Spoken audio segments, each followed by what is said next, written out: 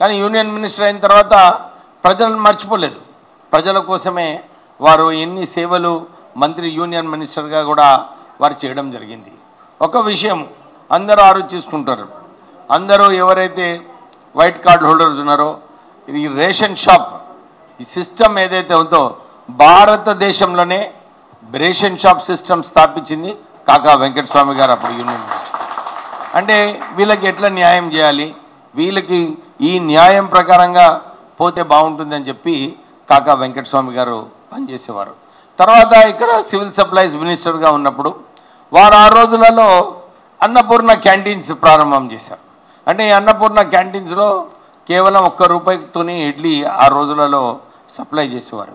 ఈరోజు నేను ప్రొద్దున న్యూస్ ఐటమ్ చదివిన మన అన్నపూర్ణ క్యాంటీన్లో కూడా రాష్ట్ర ప్రభుత్వము అందరికీ ₹5 టిఫిన్స్ సప్లై చేస్తుందని చెప్పి వారు అనౌన్స్ చేయడం జరిగింది.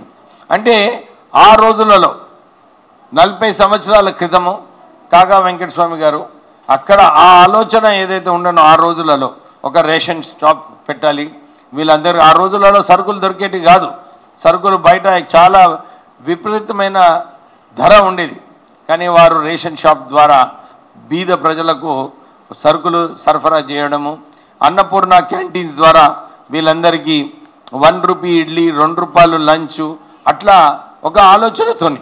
ఎందుకంటే ఆ రోజులలో బీదతనం ఎక్కువండే, ఆ బీదతనంని మనము తట్టుకోవాలంటే ఇవన్నీ కూడా ప్రభుత్వం ద్వారా చేయాలని చెప్పి కాకా వెంకటస్వామి గారు పనిచేసేవారు.